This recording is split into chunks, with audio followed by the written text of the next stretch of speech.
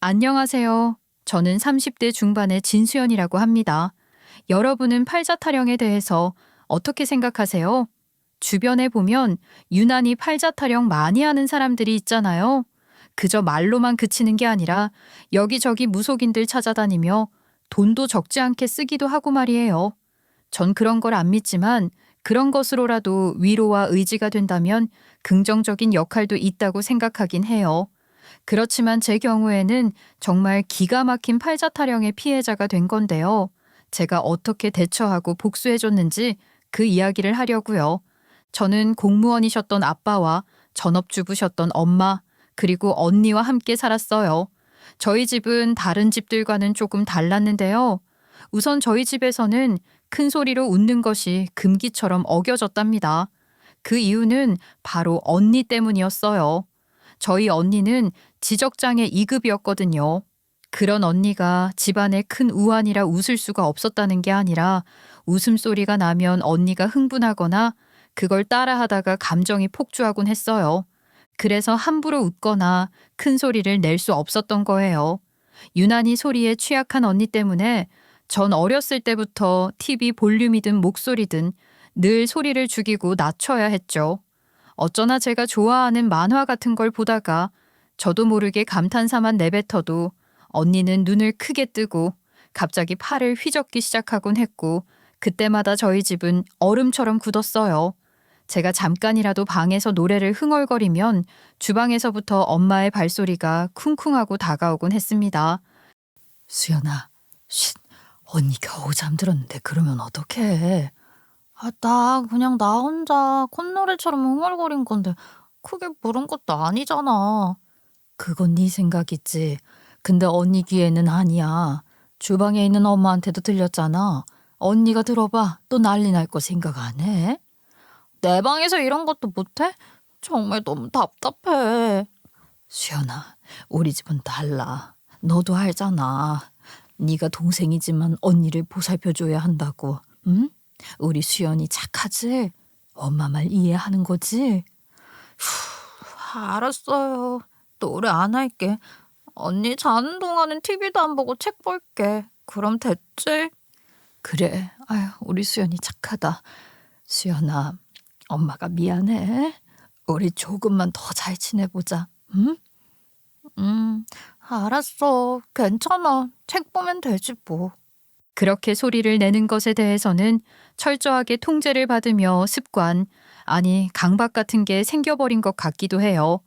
저는 웃을 때도 손으로 입을 가리고 웃음소리를 속으로 먹어버리려고 했고, 웃기거나 신나는 만화를 볼 때는 두 손에 리모컨을 꼭 쥐고 여차하면 볼륨을 더 줄일 만반의 태세를 갖추고 나서야 볼 수 있었어요. 집에서 늘 그렇게 지냈으니 밖에서도 자연스레 목소리를 낮추고 웃음을 참는 아이가 됐던 것 같아요. 한 번은 친구 집에 놀러가 그 집 거실에서 TV를 보는데 코미디 프로그램을 커다랗게 틀어놓고 보는 것 자체가 저는 불안했어요.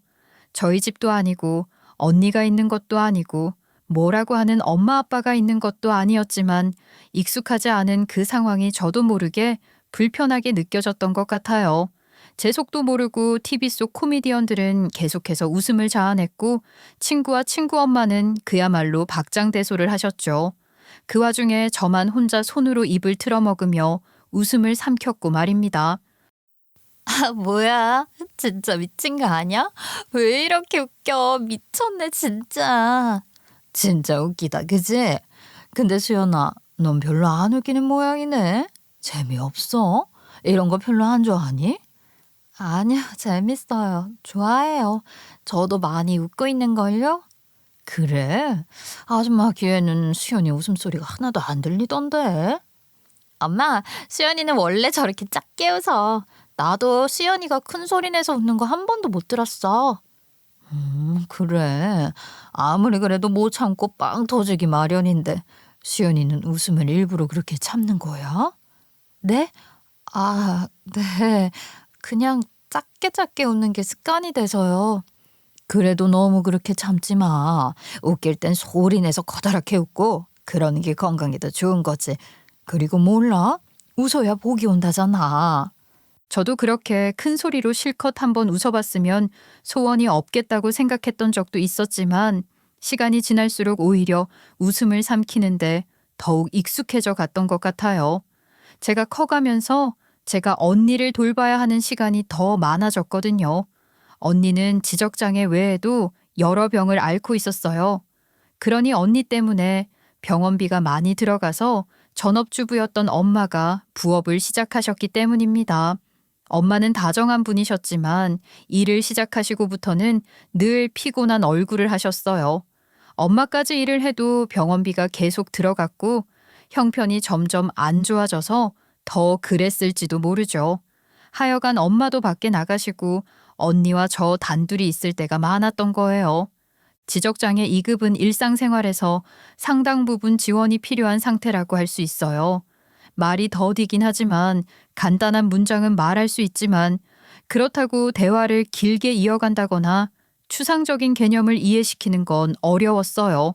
또 낯선 상황에서 극도로 불안해하고 감정을 적절하게 표현하지 못했으니 외출은 자제하고 거의 집에서만 놀아야 했죠. 그래도 혼자 밥을 먹거나 옷을 입는 것 정도는 할 수 있었으니 체력적으로 힘이 들거나 그러진 않았어요. 그리고 저는 무엇보다 언니와 노는 걸 좋아했죠. 늘 뭔가에 억눌려 있는 듯한 저와 달리 언니는 감정 표현이 매우 풍부했기 때문에 그런 언니와 함께 있는 게 재밌었던 것 같아요. 때로 그게 통제가 안 된다는 게 문제이긴 했지만 집에서 둘이서만 놀 때는 크게 문제될 게 없었죠. 그러다 한 번씩 언니와 슈퍼마켓 같은 데 갈 일도 있었고 어쩌다 한 번씩은 그러면서 놀이터에도 슬쩍 들러보기도 하고 그랬는데요. 그럴 때면 어김없이 언니를 놀리는 동네 짓궂은 아이들이 모여들곤 했습니다. 언니가 지나가는 강아지나 고양이를 보고 좋아서 양팔을 흔들며 크게 웃으면 그 소리에 아이들이 수군거리기 시작하는 거죠. 아, 저 언니 또 저래. 진짜 이상해. 팔 휘저는 것 좀 봐. 너무 이상하지 않아? 몰라서 그래. 저 누나 원래 이상한 누나잖아. 어딘가 좀 모자랄걸? 맞아. 우리 엄마도 그랬어. 정상 아니라고. 아, 몰라. 하여간 기분 나쁘니까 우린 저쪽에 가서 놀자. 재수없게 왜 놀이터에서 와서 이래. 그런 소리들은 제 귀에도 그대로 와서 꽂혔고 화가 나서 주먹이 절로 쥐어졌어요. 당장이라도 달려가서 그 애들에게 뭐라고 하고 싶지만 괜히 그랬다가 언니를 더 자극할 것 같아 그러지도 못했는데 언니는 제 속도 모르고 강아지를 보고 좋아하다가 동네 아이들을 보고 더 좋아하면서 다가가려고 하는 겁니다. 언니도 늘 저랑 집에만 있었으니 그런 새로운 환경이 좋았던 모양이에요. 그렇게 언니가 다가가니 애들은 무슨 귀신이라도 본 것처럼 기겁을 해서는 아무 말이나 막 내뱉는 거예요. 뭐야, 왜 이래. 가까이 오지 마. 저리 가. 더럽다고. 저리 가. 그렇게 소리를 지르는데 그 순간 언니 얼굴에서 웃음기가 사라지더군요. 언니도 아는 거죠. 그 아이들이 언니를 거부하고 피하는 걸 말이에요. 게다가 언니도 더럽다는 말 정도는 충분히 안답니다. 그 모습을 보니 저도 더 참지 못하고 동네 아이들 앞에 나설 수밖에 없었어요. 너 방금 뭐라고 했어? 다시 말해봐. 아니, 난 그냥 장난한 건데 왜 그래요? 넌 그걸 장난이라고 하니? 그건 사람 마음을 아프게 하는 말이야. 다시는 우리 언니한테 그런 말 하지 마. 알겠어? 아니, 그냥 좀 무서워서 그런 것 뿐이에요. 우리 언니가 뭘 어쨌다고 무서워. 그냥 강아지 보고 좋아서 웃는 거고 너희들도 귀엽다고 좋아하는 것뿐이야. 그러니까 무서워할 것도 없어. 우리 언니는 조금 아프지만 그렇다고 너희들한테 해코지는 안 한다고. 아, 알았어요. 안 그럴게요. 야, 너 빨리 잘못했다고 하고 얼른 가자. 응? 알겠어. 네, 잘못했어요. 다시는 안 그럴게요. 그러니까 우리 이제 가봐도 되죠? 저도 알아요. 그런 말을 한들 그 아이들 생각이나 태도가 바뀌지 않을 거라는 걸요. 그래도 저는 그렇게 해야 했고 그런 식으로라도 언니를 안심시키거나 위로해야 한다고 생각했어요. 저는 그렇게 조금은 조숙한 언니의 보호자가 되었던 것 같아요. 치료비가 계속해서 그렇게 많이 들어간다는데 나이가 들수록 언니 상태는 나아지기는커녕 점점 더 나빠지는 것만 같았어요. 지적장애 등급도 2급과 3급 사이로 악화되었고요. 그러다 제가 중학교 3학년일 때 저보다 3살 위의 언니는 갑작스런 발작으로 병원으로 옮겨졌지만 이송 중에 사망하고 말았습니다. 생각지도 못하게 언니를 잃은 저희 가족의 충격과 참담함은 말로 다 표현할 수 없을 거예요. 장례식을 어떻게 치렀는지도 잘 모르겠어요.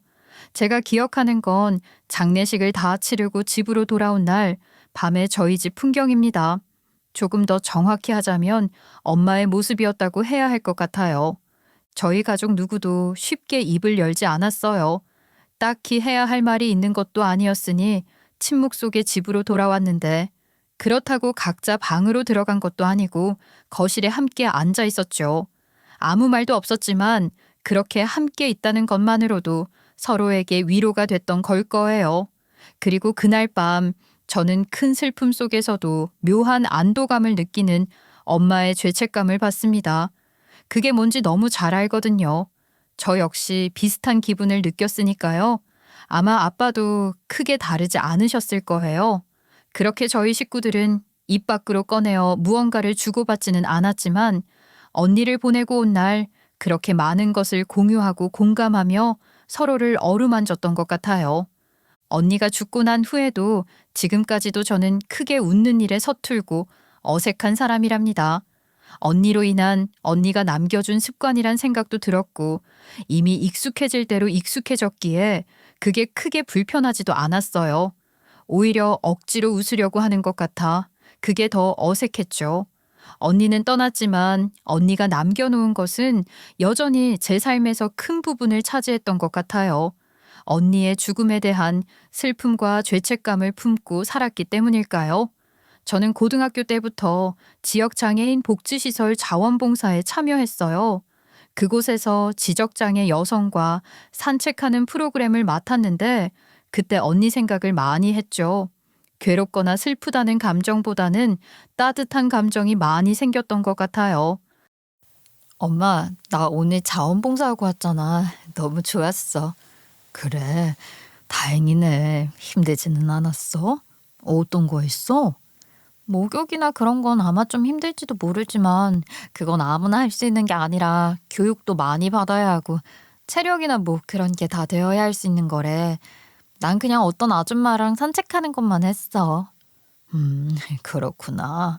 하긴 목욕 같은 건 안전과도 직결되는 일이니까 민감하긴 하겠다.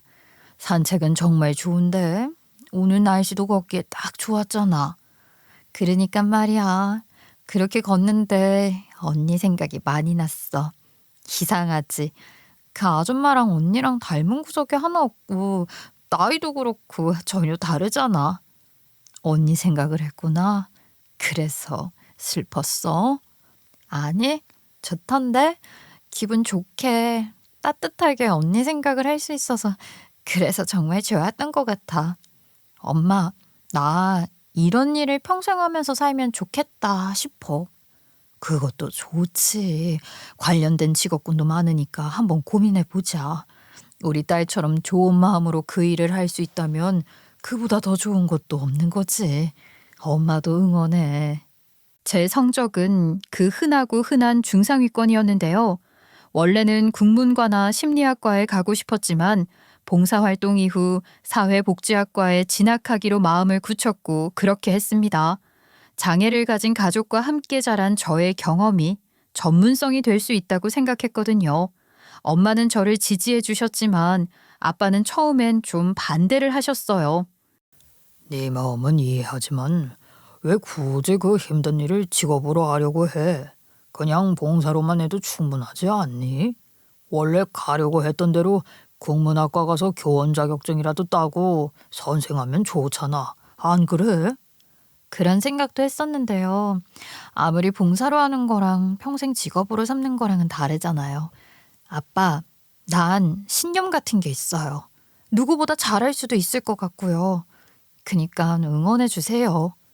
아빠도 네가 어떤 마음으로 그런 생각을 했는지 너무 알 것 같지만 그래서 더 말리고 싶기도 하다.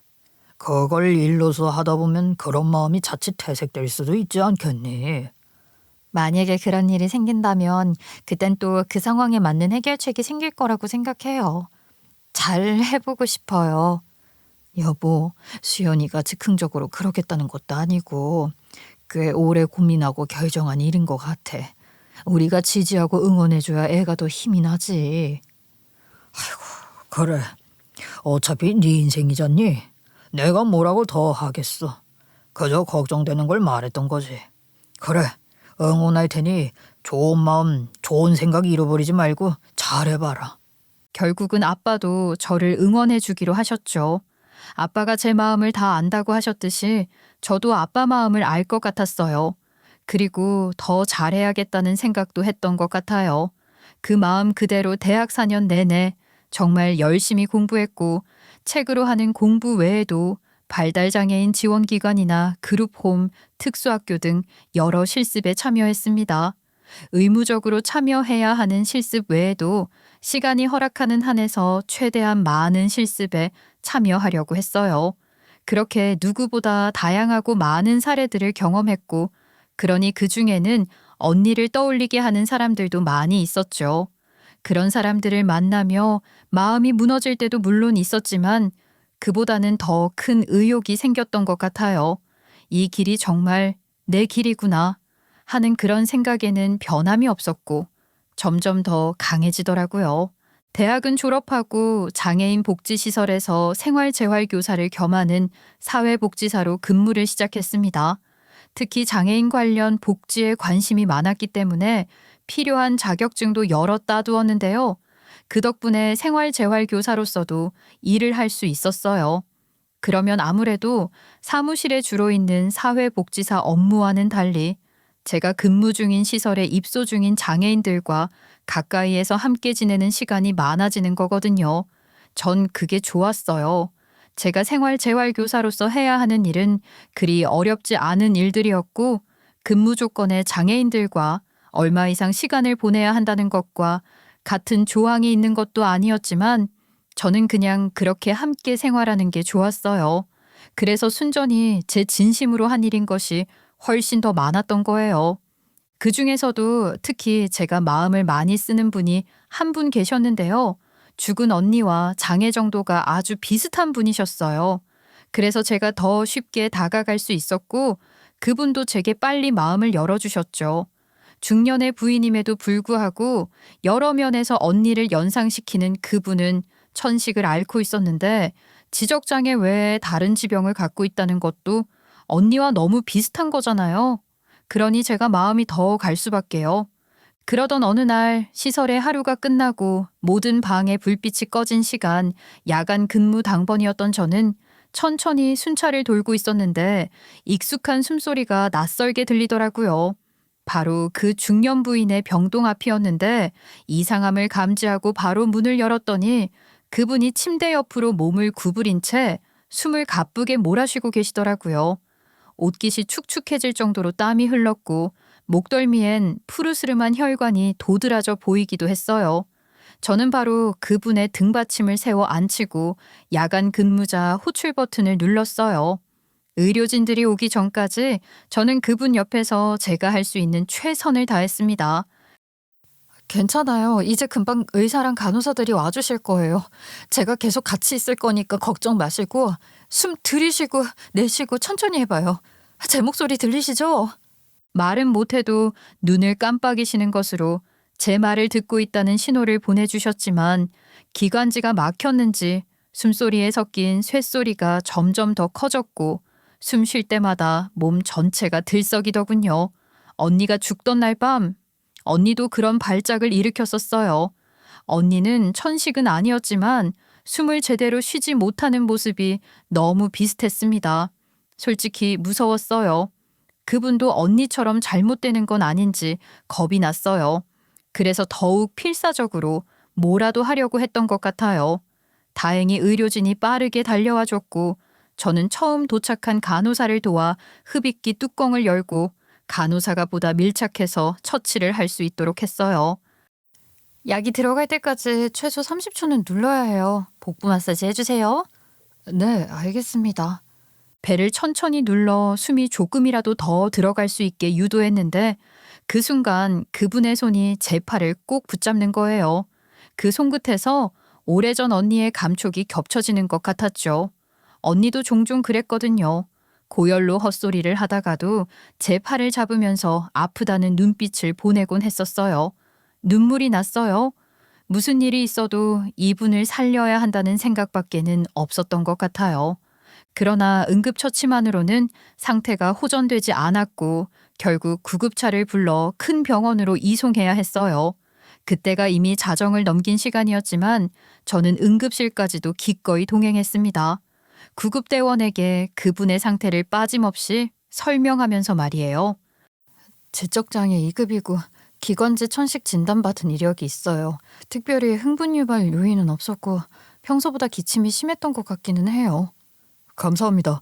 혹시 보호자세요? 네? 보호자는 아니고 시설의 사회복지사예요. 아, 그러시군요. 보호자 연락 가능하시면 부탁드릴게요. 긴급한 상황이 생길지도 모르니까요. 구급대원의 그 말이 제게 얼마나 무섭게 들리던지요. 손을 덜덜 떨면서 제 휴대폰에 저장된 그분의 환자 카드 정보에 남겨진 보호자 연락처로 전화를 걸었더니 젊은 남자가 받더라고요. 조카라고 하더군요. 늦은 시간에 미안한 일이었지만 어쩌겠어요. 제가 상황 설명을 했더니 그 조카라는 사람은 두 말 없이 바로 병원으로 오겠다고 했고 정말 바로 달려왔어요.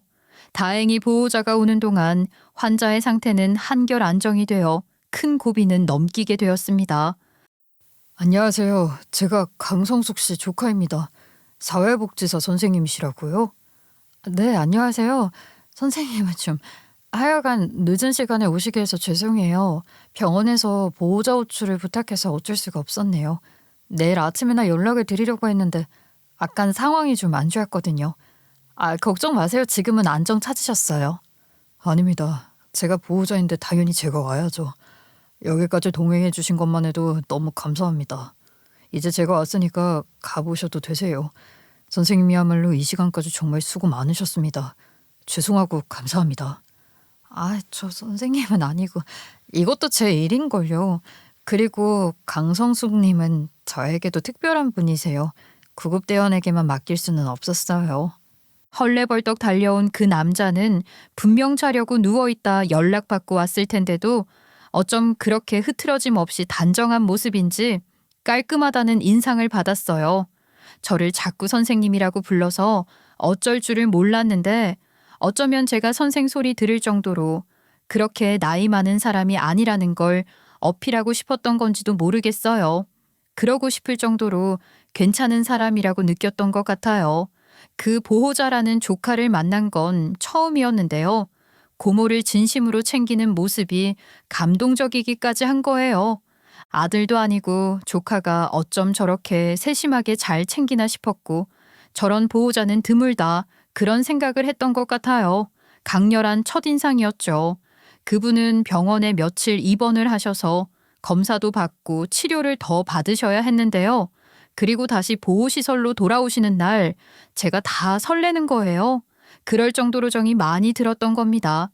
또 보호자가 직접 퇴원 수속 밟고 저희 시설로 모셔온다고 했으니 그 보호자를 한 번 더 볼 수 있겠구나. 그런 생각에 설렜던 것도 있는 것 같아요. 그런데 그 보호자가 생각지도 못한 선물을 들고 나타난 겁니다. 어머, 이게 다 뭐예요? 뭘 이렇게 많이 들고 오세요? 제가 좀 같이 들게요. 별건 아니고요. 함께 계시는 분들 드시라고 과일이랑 떡 같은 것 좀 사왔어요. 제가 자주 와보지도 못했는데 모처럼 이럴 기회가 생겼으니까요. 세상에 세심하시기도 하셔라. 뭘 이런 걸 다. 다들 참 좋아하시겠어요. 감사합니다. 그리고 이건 특별히 복지사 선생님 드리는 겁니다. 그날 정말 감사했어요. 병원에서도 복지사 선생님이 정말 신경 많이 써주셨다고 하시더라고요. 정말 감사합니다. 어머, 저한테요? 제가 뭘 했다고. 케이크 하나 샀어요. 떡보단 케이크를 더 좋아하실 것 같아서요. 그 말이 진짜 얼마나 좋았는지 아세요? 저만 특별히 케이크 선물을 챙겨받았다는 것도 그렇지만 떡보다는 케이크를 좋아할 것 같았다는 그 말이에요. 그게 얼마나 좋았는지 몰라요. 말끝마다 선생님이라고 해서 저를 진짜 선생님이라 생각하나 싶었는데 그래도 케이크 좋아할 것 같은 여자애로 봐준 것 같아서 기분이 좋았던 겁니다.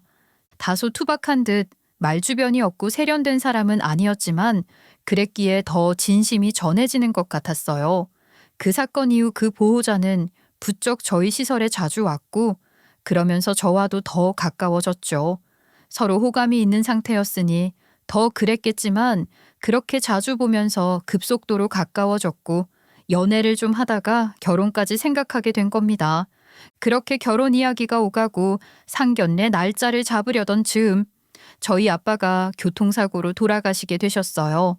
평소 누구보다 건강하셨던 아빠셨기 때문에 엄마는 엄마랑 아빠랑 비슷한 시기에 죽을 거라고 그럼 좋겠다고 하셨는데 그런 사고가 난 거예요. 엄마는 크게 상심하셨지만 그래도 잘 극복을 하시는 것 같아서 다행이다 싶었는데 너무나도 뜻밖의 말씀을 하시는 거예요. 시연아, 엄마는 이참에 다 정리하고 엄마 고향 시골로 내려가서 살고 싶어. 그게 무슨 말이야? 이렇게 갑자기? 왜?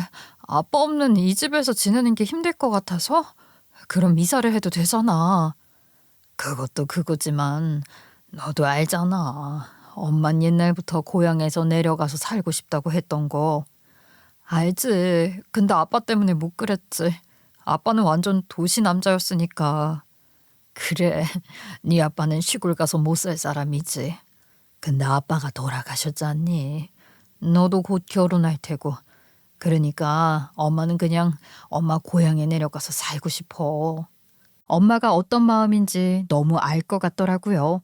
아닌 게 아니라 엄마는 진작부터 전원 생활을 하고 싶어 했어요. 전원 생활이라고 해서 뭔가 특별한 걸 바랐던 게 아니라 그저 엄마 고향처럼 한적하고 조용한 시골 마을에 내려가서 평온하게 사는 거 말이에요. 꼭 엄마 고향이 아니라도 근교 어디라도 좋다고 했지만 저희 아빠는 어림도 없었거든요. 아빠는 도시에서 나고 자란 전형적인 도시 출신 도시 남자여서 시골 생활을 하고 싶어 하지 않으셨어요.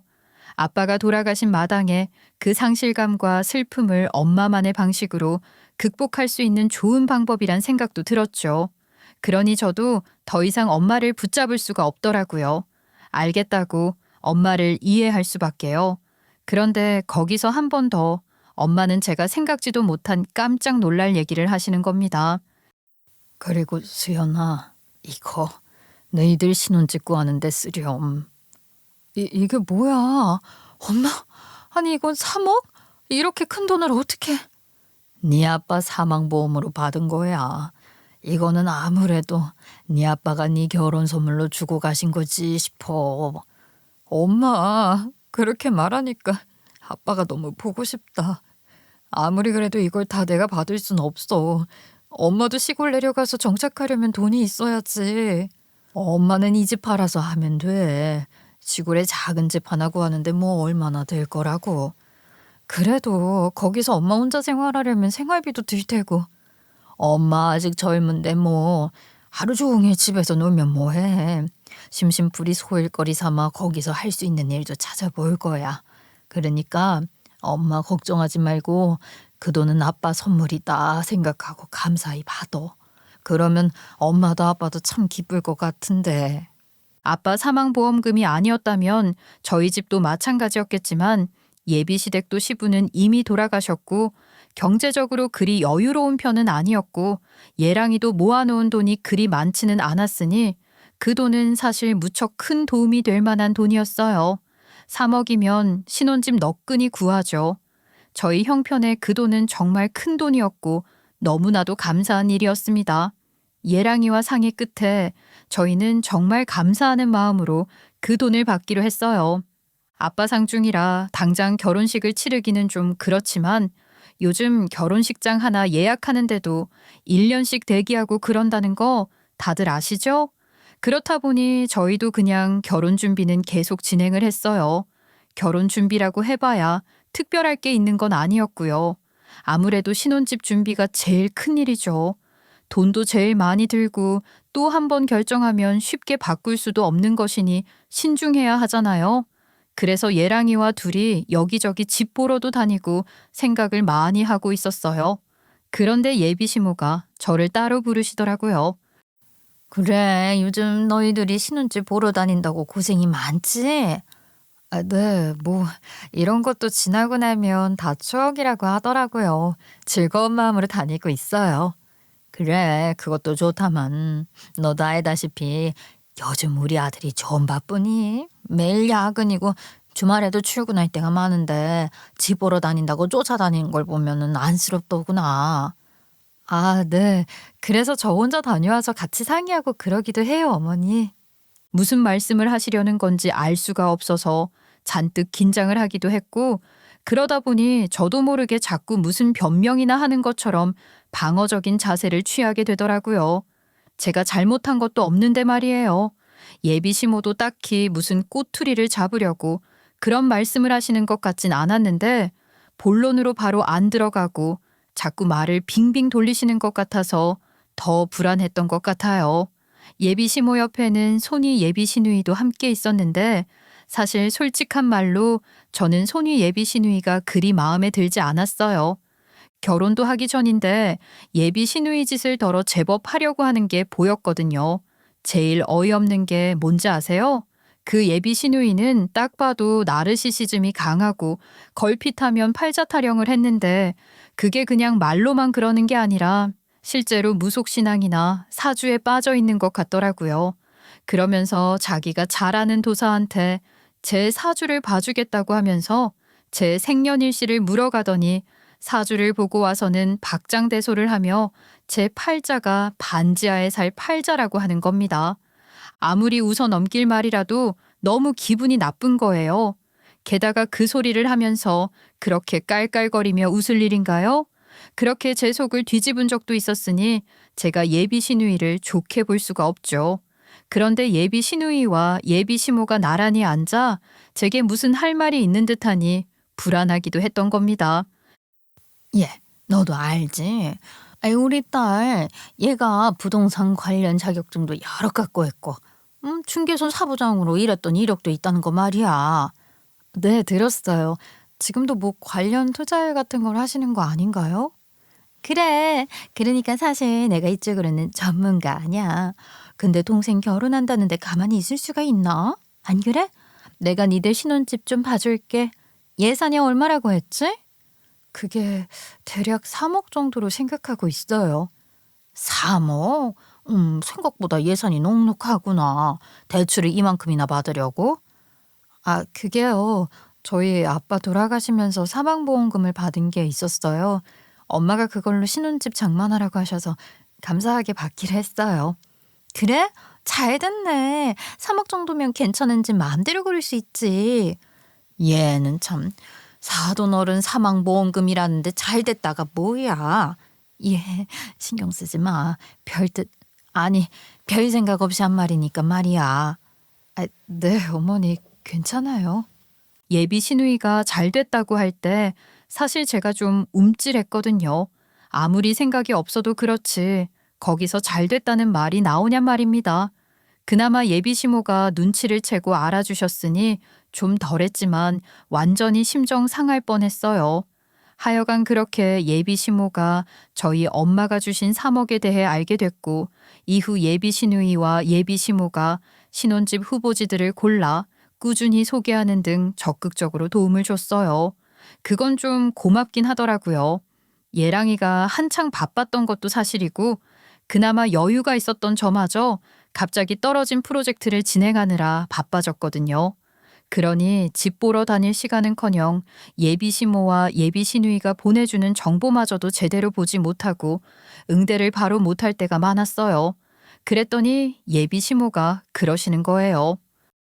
자고로 집 계약이라는 게 타이밍이라는 게 중요해서 말이야. 좋은 매물 나왔을 때 바로 계약해서 딱 잡아야 하는 건데 너희들이 둘 다 그렇게 바빠서 어떡하니? 벌써 몇 번이나 아까운 매물을 놓쳤어. 아, 죄송해요, 어머니. 제가 혼자 하는 일이 아니라 같이 회의 같은 걸 시작하면 연락도 잘 못 드리고 그러네요. 예, 그러지 말고 차라리 그 돈 3억 나한테 맡겨놓으면 어떻겠니? 아니 어차피 너희 집에서 해주신 돈이고 네 이름으로 계약할 거지만 내가 돈을 갖고 있으면 네가 연락이 당장 안 돼도 내가 잔금 다 치르고 매물 확보할 수 있을 거 아니야. 그래, 우리가 뭐 그 돈으로 어떻게 할 것도 아니고 어차피 올케 명의로 계약하면 되는 거 아니야? 듣고 보니 맞는 말 같더라고요.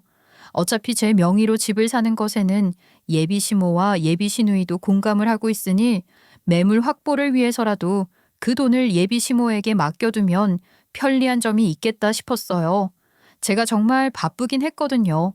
그렇게 예비 시모를 믿고 그 돈 3억을 맡겨둔 상황에서 제 대학 동기 중 하나가 남편 따라 미국 유학을 간다며 신혼집으로 샀던 집을 싼값에 내놓는다고 하는 거예요. 그 집에 저도 가봤는데 주변 환경이나 위치도 저희한테 딱이고 여러모로 괜찮다고 생각했던 집이라 제가 그 집을 사서 들어갈까 싶더라고요. 그래서 예비 시모에게 말씀드렸죠. 어머니, 그래서 그냥 그 집으로 계약을 하려고요. 3억 이 계좌로 좀 보내주세요.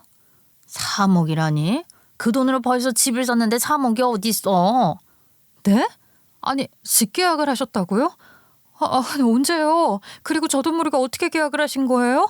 제 명의 계약을 저 모르게 하실 수 있어요? 그 이도 알아요? 아무 말 없던데요. 예비 시모 전화를 끊고 바로 예랑이에게 확인을 했는데 예랑이도 전혀 아는 바가 없는 거예요. 아무리 제가 예비 시모를 믿고 돈 3억을 맡겼다고는 하나 저희 신혼집인데 저나 예랑이도 모르게 집 계약을 해버렸다니 그건 좀 아니잖아요? 그래서 바로 그 길로 예비 시댁으로 간 겁니다. 그리고는 예비 시모에게 자초지종을 얘기하라고 다그쳤죠. 제가 아무리 신혼집 살 돈까지 맡겨놨다고는 해도 어떻게 저희한테 아무런 말씀도 없이 집을 계약하셨다는 거예요? 그야 내 명의로 했으니까 올케한테 말할 필요도 없었지. 뭐라고요? 아니 그걸 왜 형님 명의로... 어머니, 지금 이게 다 무슨 얘기예요? 사실이에요? 저희 엄마가 제 신혼집 하라고 준 돈으로 왜 형님 명의로 집 계약을 하셨다는 거죠? 너무 기가 막히는 일이잖아요. 진짜 화가 나는 건 예비 시누이는 그 말을 아무렇지도 않게 하더라는 겁니다. 그 엄청난 얘기를 하면서 무슨 동네 슈퍼에서 껌 하나 샀다는 듯이 말하는데 제가 뚜껑 안 열리게 생겼나요? 그러더니 결정적으로 예비 시누이가 한마디를 더 하더군요. 내가 말했지? 그 도사님이 얼마나 용한데. 올케는 반자 살 팔자라고 했잖아. 사람이 말이야 자고로 타고난 팔자를 거스르려고 하면 안 되는 거야. 갑자기 큰돈 쥐고 정신 못 차리는 것 같아서 내가 중심 좀 잡아주려고 그러는 거야. 이제 뭘 좀 알겠어? 그래, 그런 네 올케 말이 맞는 부분이 있지. 아니 너희가 아직 어린데 너무 큰 돈이 생겨서 자칫 거기 휘둘릴까 봐 네 시누이가 그렇게 한 거야. 집이 어디 가는 것도 아니고 아유 일단 이렇게 뒀다가. 아니요 어머니, 그거는 말도 안 되는 거죠. 이럴 수는 없죠. 이것 봐 이것 봐. 어머 벌써부터 얘 달라진 것 좀 보라고. 엄마 내가 뭘 했어. 사람은 팔자 따라 가는 거야. 헛꿈 꾸지 말고 반자부터 차근차근 올라갈 생각을 하란 말이야. 나중에 나한테 고맙다고 인사하게 될 거다 아마. 거기까지 듣고 나니 더 이상 들어줄 수가 없는 거예요. 기가 막혀서 그놈의 팔자 그놈의 도사 소리까지 끌어와서는 어이없는 소리를 하는 걸 더 들어줘야 할 이유가 없잖아요. 그래서 제가 그랬습니다. 팔자가 하늘이 정해준 운명인 줄 알아? 웃기지 마. 팔자는 다 지가 한 짓으로 결정되는 거야. 내가 반자에서 살 팔자? 그럼 니년은 깜빵 갈 팔자인가 보네. 뭐야? 니년? 이게 미친 건가? 엄마 이년 이거 하는 소리 들었어? 깜빵이라니 너 대체 무슨 소리를 하는 거니? 그렇게 한껏 비아냥거려줬고 예비 시모나 예비 시누이가 뭐라고 하든 상관없다 싶었죠. 제가 그렇게 당당하게 큰 소리치며 비웃을 수 있는 이유가 뭔지 궁금하시죠? 저는 빈말을 한 게 아닙니다. 얼마 뒤 경찰이 급습해 예비 시댁 압수수색이 시작됐고 예비 시누이는 하얗게 질려서 벌벌 떨던데 웃기고 있네. 각오해라. 이게 시작이다 싶더군요. 예비 시모에게 3억을 맡겨놓고 예비 시모를 믿어야지 하면서도 내심 찜찜했는데 예랑이 고모랑 얘기를 하던 중 뭐가 이상한 걸 감지했던 겁니다. 예랑이 고모가 예비 시누이 이름을 언급하면서 무슨 사인을 받아갔다고 하는 거예요. 생정하야 시설에 한 번 찾아온 적도 없던 예비 시누이였는데 제가 비번인 날을 골라서 왔다 간 건지 그것부터가 수상한 거죠. 이후 저는 예랑이 고모 소지품에서 고모 명의로 복지주택을 신청하고 국가보조금까지 받아 구축 아파트를 매입한 서류를 발견했지 뭐예요. 맹세코 제가 뭘 찾아내겠다고 뒤진 게 아닙니다. 예랑이 고모가 뭘 자꾸 찾아달라고 하셔서 같이 봤던 거예요. 그러다 그걸 발견한 거죠.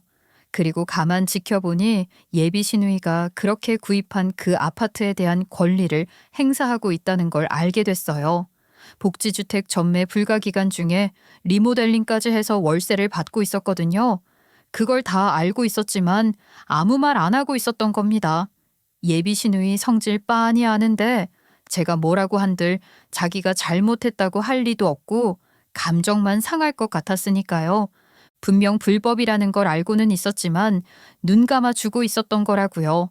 그런 상황에서 제 돈 3억까지 꿀꺽해 지 명의로 집을 샀다고요. 이건 못 참죠. 참으면 안 되는 거 아닙니까? 그래서 바로 경찰에 신고한 거예요.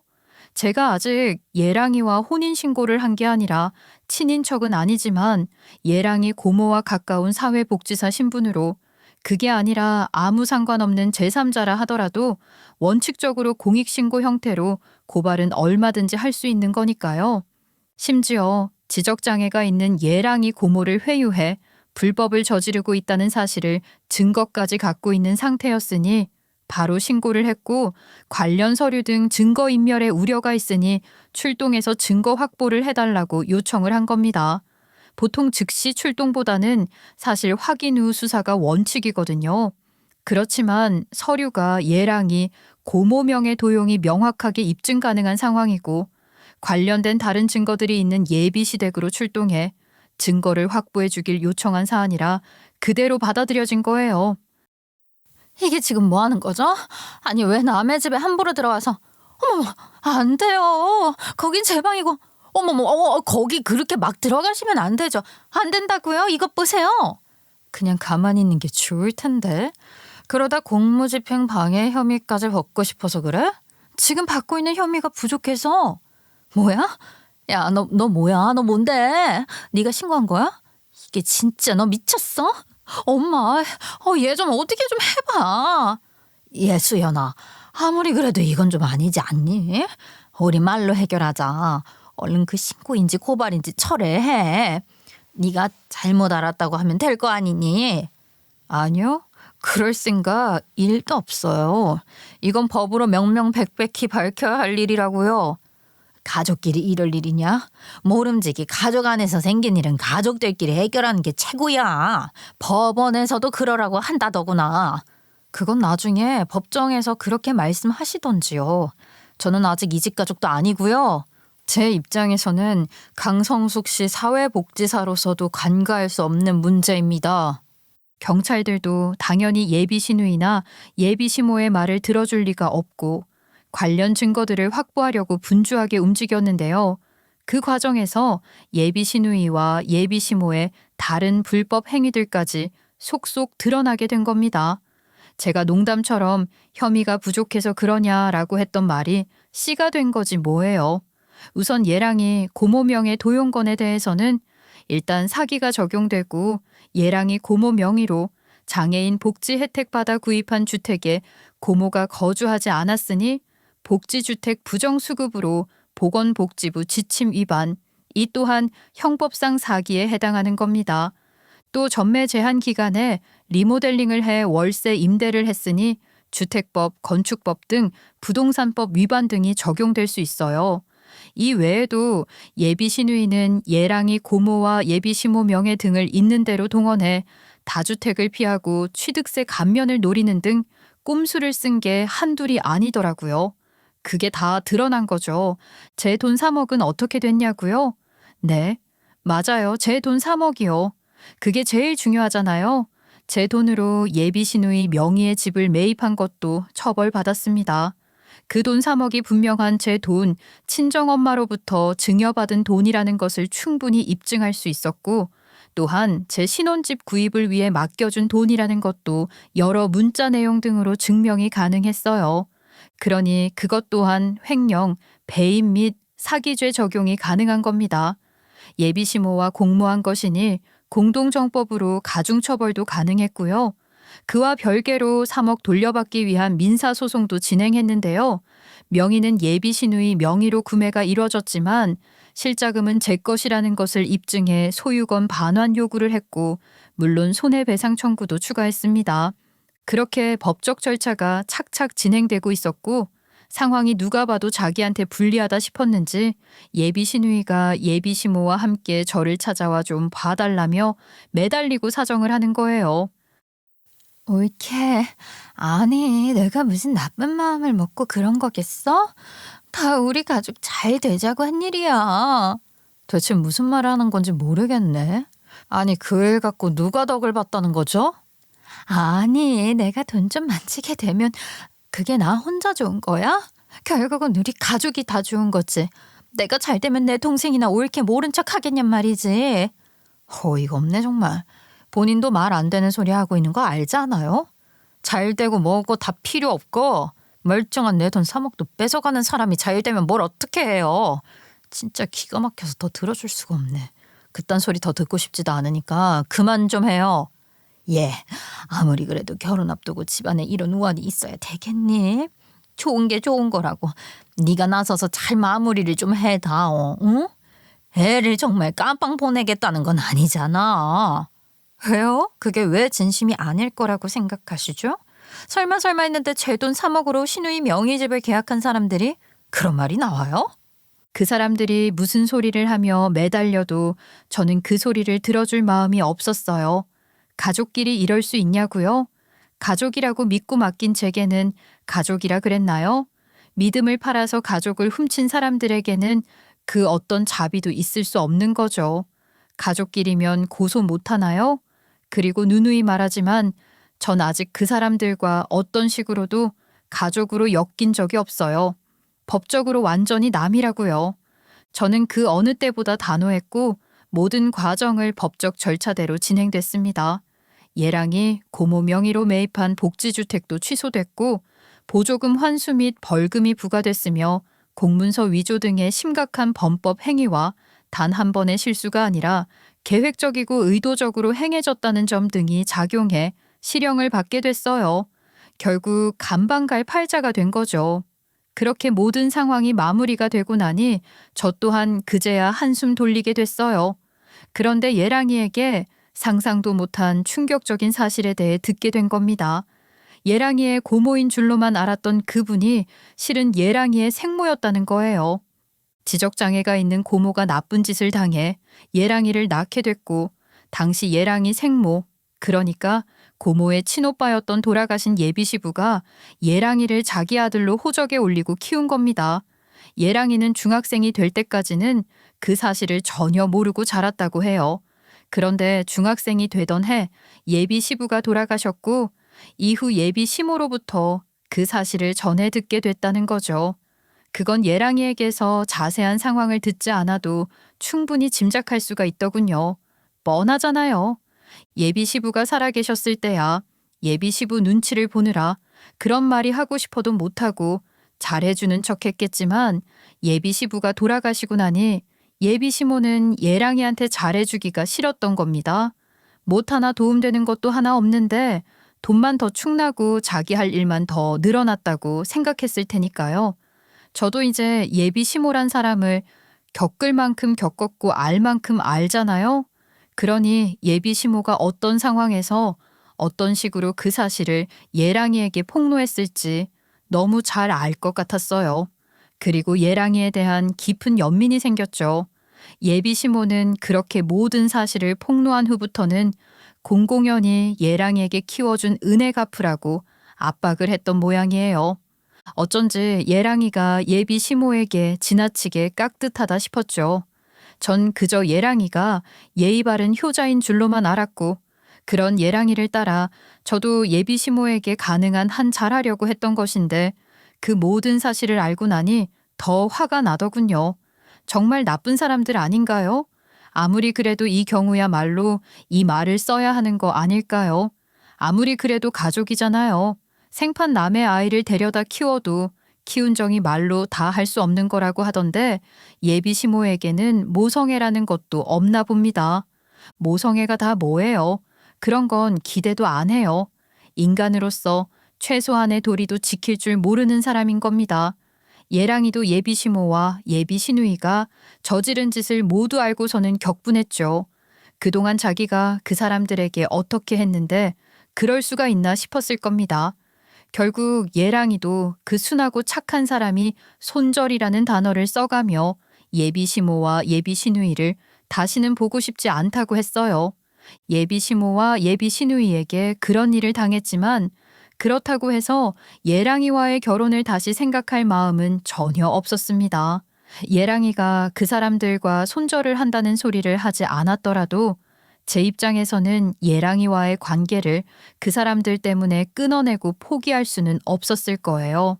예랑이는 이미 그만큼 중요한 사람이었고 또 예랑이의 고모, 아니 생모이신 그분과도 저는 이미 가족처럼 느끼고 있었으니까요. 저희는 예정대로 결혼할 생각이에요. 그리고 결혼하면 고모, 아니 예랑이 생모를 저희 집에 모셔와서 지낼 생각도 하고 있습니다. 사실 고모, 아니지. 이제 어머니라고 불러도 되지? 어머니 같은 경우는 반드시 시설에 입소하셔야 할 정도로 중증 장애는 아니야.